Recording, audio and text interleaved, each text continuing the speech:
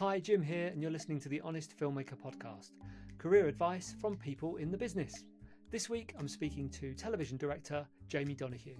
Jamie had a really interesting route into television directing. He started off with a short film called Shok, which went on to get an Oscar nomination, and then moved into directing big budget American television shows before finally working his way back to the UK to direct the latest series of Doctor Who. This was a really good chat with Jamie because he was really honest about his route into directing television. We talked about his short film, his first debut short film that got him an Oscar nomination, and then how that led to the work he got on television. He also spoke about what it was like to go to those all important meetings with the executives from those TV shows, and he gives you some tips on what to do and what not to do in those meetings. But really insightful, great chat. Enjoy. So, with most people, I start with this question: is did you go to university? Did you study? Where did you start with film? I had a bit of a weird journey, actually. I had very little to do with film and TV. I think a lot of people as kids grow up and they want to be a director or they want to be an actor. All I ever wanted to do was judo. My entire life was doing judo. Right. And that's what I was going to plan to do. And then very randomly, we used to run this annual judo contest. And one of the kids' fathers said, "Would you like to film it?" And it turned out he was from a company called Provision in Leeds that used to supply all the cameras to Emmerdale. And I went, "Yeah, sure." And he turned up with the most incredible equipment, and it was like this 3-cam multi shoot. And I ended up finding myself directing this judo contest, and that's where I got the bug for it.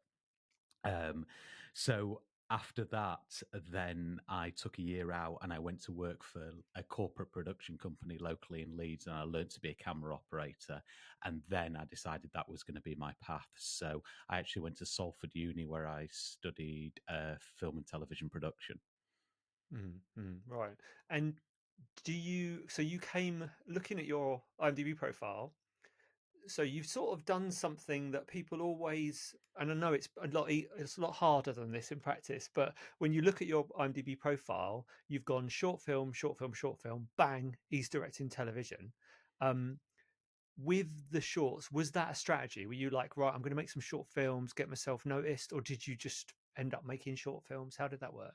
It's really I'm always fascinated. And back then, I was always looking at every other director. How did they make it? How did they get in? What was their path?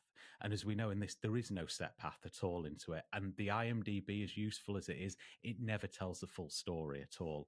Um, and actually, how I ended up in it's quite crazy. But it came from I came out of university and I decided to set up a production company, and I became a music video director.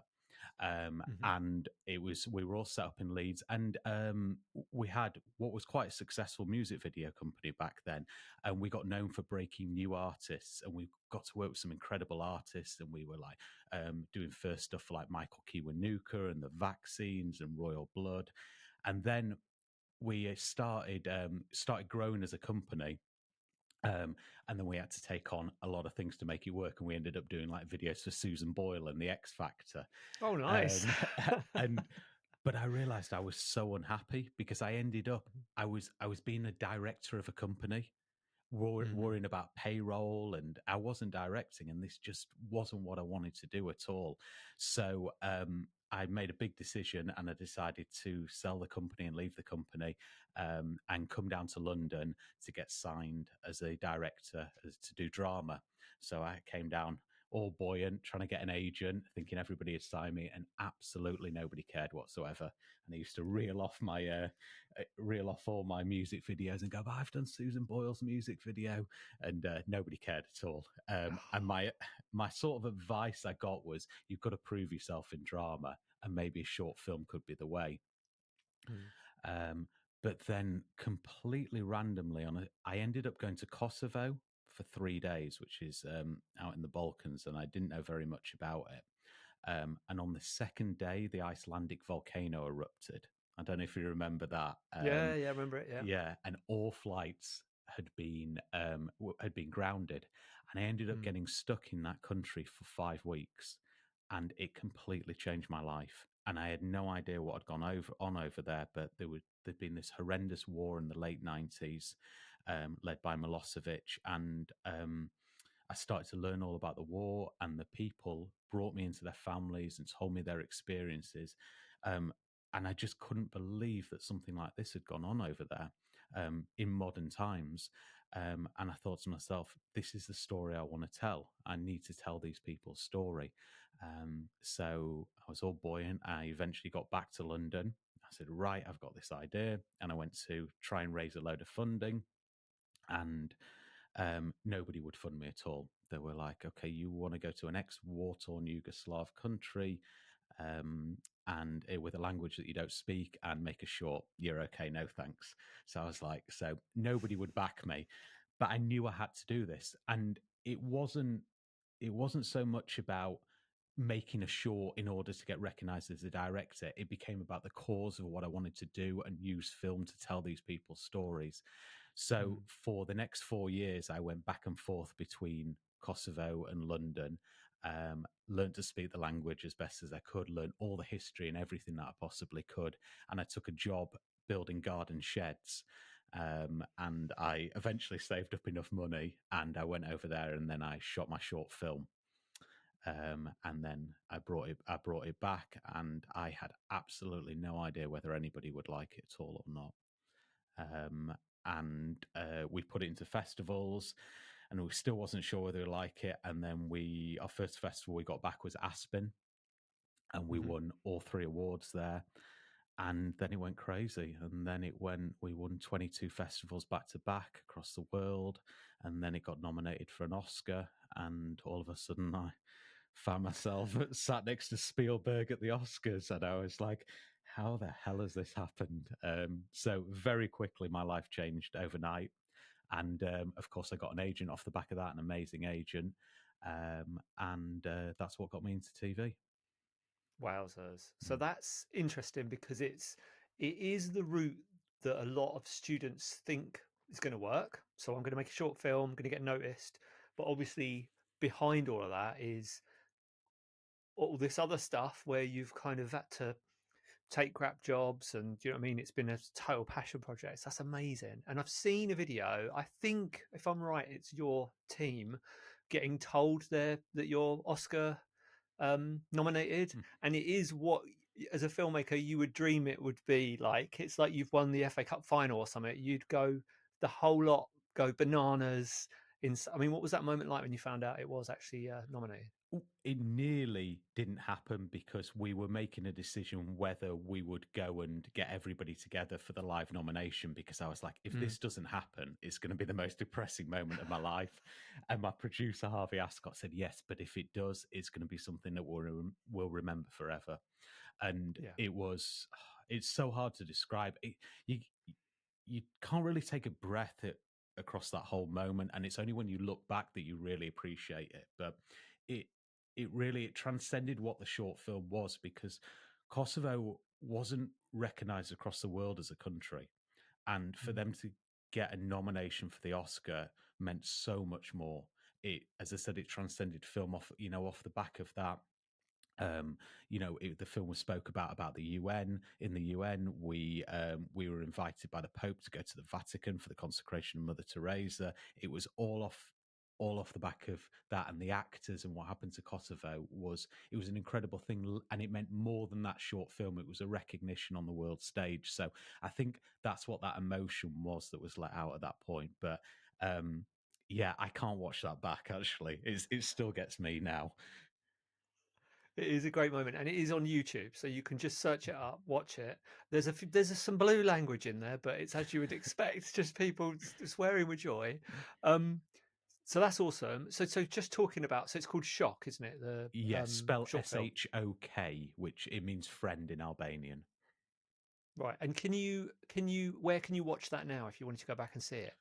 It's on Vimeo, and Yep, it's on YouTube, and I'm sure you can get it anywhere. I'm sure it's been ripped a get it million anywhere. times, but Yeah, mainly Vimeo and YouTube. Vimeo and YouTube. Okay, and so you were just saying you were directing in a foreign language, Mhm. learnt a bit of the language. How on earth do you do that? Um, it was, I mean, Albanian is a very, very tough language to learn. and I'm not very good at learning languages as well. So I tried my very best, and I actually, to be fair, because I immersed myself over there quite a few years ago, I got reasonably good at Albanian as well. Mm. And then on top of that, it became more of a technical thing, and it was a great lesson for me, because what I realized is when I was watching the performances in another language, it didn't matter fully whether I completely understood the language or not. You can feel a good performance. And then all I needed to do after that, when I felt it, was I turned to my script supervisor and I double check the pronunciation and language. I say, are you happy? Is that bang on? Those nuances of the language that I would never be able to know. So, and it was a mixture of that. And then I just learned a few technical terms in Albanian for dealing with the crew and everything. But yeah, it didn't really make that much difference for me, because, as I said, you can feel it. And I've taken that on into everything else I've directed before. It doesn't matter exactly the words that are said and stuff. You feel it inside you. There's an emotional resonance when you get a good performance. Mm, definitely. And so Oscar nominated. Uh, I'm assuming you were at the Oscars, sat in the audience. Were you on the night? How does that work? Yeah, we were. The, everyone always asks me what it's like. I suppose the best way of describing it is it's like a American presidential election campaign. You go on this journey for 6 weeks non-stop, touring America, showing your film, interviews, and then it all culminates in the night as well. And then obviously you're in the audience as well. So it was, as I said, it was a whirlwind, and you don't really get to take it all in at that moment. And actually, a couple of years after that, my producer Harvey and I, we went back to the Oscars just as guests. Mm, And actually, in a way, I sort of enjoyed it more then, because we managed to, all those memories flooded back, but without the huge immense pressure that came with it. yeah, I can imagine. And how soon after Oscars did you get your first TV gig? So I actually signed with my agent before I got the nomination, because Harriet, who was back then at Troika, but she now runs Lark.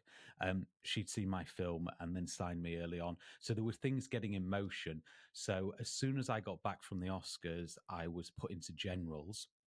And this is usually what happens as the director when you become a new director on the scene. You go and meet loads of different production companies, and they get to know you and know that you're on the scene. So I did generals for about a month, and then probably within about 3 weeks after that, and I met Carnival for The Last Kingdom.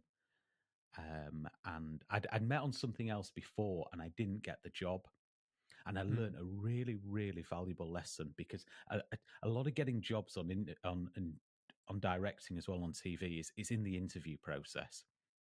And the first job that I went up for, I went in and I was so sheepish, and I was like, "Oh my god, I'm potentially gonna get a TV job here." And it was for season 2 of something, and the producer asked me, "What would you change from season 1?" And I was like, well, who am I to criticize them and this program? And I was like, oh, nothing. It's all great. It's all great. And I came out of there and I didn't get the job. And I remember my agent said to me, don't ever do that again. Be Mm, honest. They, whether, whether they like your view or not, as long as you've got a clear vision of what you want to do, you'll either get the job or you won't. But people want clarity and a vision. And I took so much from that. And I went into my Last Kingdom interview and I was really clear. And I remember walking out of that room and I was like, they will either never call me again for any production at Carnival, or they'll give me the job. And luckily they gave me the job. amazing. That's a great tip. Um, and then, so now you're doing this huge TV show with swords and big sets and costumes and all of that. So what's it like making the step from a short film to suddenly doing that? It's it can get overwhelming. I obviously I'd done music videos and I'd done my short and I'd had a crew about 20, and then The Last Kingdom is TV on steroids. Even back then, we would have Mm, 300 essays, we'd have huge crews, and it was just a mammoth production. The sets were and I walked onto there, and I think the two things that stopped me getting overwhelmed was One, I thought, no matter what, this can never be more nerve wracking or more pressure than what I'd been through at the Oscars. And the Oscars gave me that barometer to deal with anything, which was great. Mm. And then the other thing is I got a really great piece of advice from a friend of mine, a producer in Leeds called Howard. And I've taken this on wherever you go because things can get quite overwhelming and get ahead of you. And I realized that all filming at the end of the day, it's just a camera and an actor. And then the rest around it is just bump. It's just, and depending on Mm. your budget, it's bigger or smaller, but that's irrelevant. It actually all comes down to just a camera and an actor.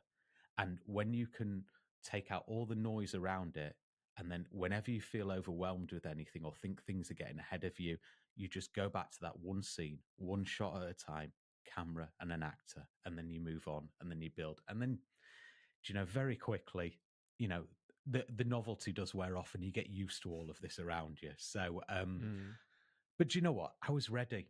That was the other thing. I was ready. I'd done this for so long, trying to break into the industry that I just took the opportunity with both hands and ran with it. Yeah, it's cool. And so on a just to understand logistics of it, when you're working on a TV show like that, and I've seen on your IMDb again, you do two episodes here, three of this, two of that. Mhm. Do you um are you there while the other ones are being made? Do you read every single episode in the series? Do you speak to the other directors? How does that work? Or do you just come in for your bit? How's it work? Um, it depends on the show. Yes, you read every single script. You're part of a massive jigsaw, and you have to understand what's come before you and what's going to come ahead of you as well. And to be able to direct, you should never be directing for your episode. You should always have the bigger picture, which is Mm. which is the whole series. So you need a complete understanding of what's gone on before and where the story's going. With regard to working with other directors, you know, it depends what show it is. There was this thing I remember when we were at the Last Kingdom and we ended up having three directors at once at one table and everybody was laughing, saying, "We've never seen this before." But for me, direction should all be about collaborating. It's, if someone else's episode is great, then it's always going to help you because it's going to make the series better as well. And that's the key thing. Mm. Now, when I came on to Last Kingdom, I came on early and I asked to come on early. And luckily, the first director was a guy called Peter Hoare, who's gone on to win. He's just won two BAFTAs back to back. Absolutely lovely, lovely guy. And he let me sit next to him at the monitor, and I sat through quite a lot of block one. And that was great. And it was a really good experience. And I just watched the logistics of how everything worked. Yeah, and then I think John East was before me as well. I know, and John East is one of the most seasoned veteran directors you can imagine. I remember seeing how he worked, and he storyboards everything. Absolutely everything is laid out in the most beautifully drawn, incredible book of storyboards. And I saw that and I panicked, and I was like, I can't draw, I don't storyboard. And honestly, I don't shot list. I do everything in my head, mainly in the moment as well. And Right. I started possibly doubting myself a little bit. Is this how TV's done? And then I realized everybody has their own process. And it doesn't matter what it is, as long as you can deliver, you have your own process. So you can't compare yourself to other people. So that was a great lesson for me. And I learned so much so quickly in The Last Kingdom across that first series. Yeah. Wowzers. I mean, I'm a storyboard man myself, but rubbish stick men storyboards. Only because I find I forget stuff if I don't storyboard. So I don't know how you manage to do that. Keep it all in your head and make sure I mean, I know you've got a shot list, but make sure you've sort of captured all those moments. What, talking about being a TV director and a director in general, what sort of personal attributes do you think you need to do that job? Um, First of all, I think it's about getting rid of your ego. That's a massive thing. There's a lot of ego in this industry as well, and being an amicable, good person and being likable is a huge thing because essentially you've got a lot of great people around you, and you just want everybody pulling in the right direction. So having people like you and want you to do well and want the program to do well is a massive thing. And also, the ability to create a great atmosphere on set for people to enjoy their work as well is a massive thing, because then people, you're not people want to do better and want the show to do better. And it can be an extremely stressful environment, so if you can take that stress out of it and enjoy it, I've always found that you get a much better working crew, and you can achieve what's in front of you. um I think the ability to communicate is a huge thing. Clarity. One of the when one of the difficult things is, as a director, is you're never on anyone else's set, really. You've no idea how anybody else directs at all. So I always ask actors, or I ask crew about, when they've come off with somebody else, what's that director like? And if they're talking positive, they always say one thing: they were great, they knew what they wanted. And Mm. that's how the crew judge you. If you know what you want and you can make a clear decision forward, whatever that decision is, and you've got to do it. I mean, you can get asked 1,000 questions a day, and you've just got to make a decision and be clear with it. And I think that's one of the huge attributes. That, and being amicable, is, and treating everybody equally as well. You know, yes, we're in a hierarchy in the set, and in a way, it has to run like that. But that doesn't mean that as people we're not equal as well. So, yeah, that's how I've always tried to run my sets. Yeah, it's good advice. That's good advice. And yeah, that atmosphere is so important, isn't it? Because if you get that wrong, then all this other stuff starts interfering with making the film or the TV project. So let me skip ahead to Doctor Who. So now you're doing the sort of season finale of like the biggest sci-fi show in the country, and it's got a new Doctor. Um, First off, is it more prestigious, or is it harder to get the season finales, or is that just something that's kind of, do you have to pitch for that? Is, because I would imagine that's a bigger deal, is it, doing the season finales, or am I just imagining that because it sort of feels bigger when you watch it? Generally, yes. I mean, the way TV's looked at is you can open a series, Hmm. or if it's season one, you can set the style to a degree. So the opening and the finales are, usually have a little more prestige with them as well. But for me, it makes no difference. I think sometimes middle blocks have better scripts as well. So it's where the challenge is for me. So Mm. every script I look at, if I ever look at something and think I could just turn up and with my eyes closed direct this, then I never take it.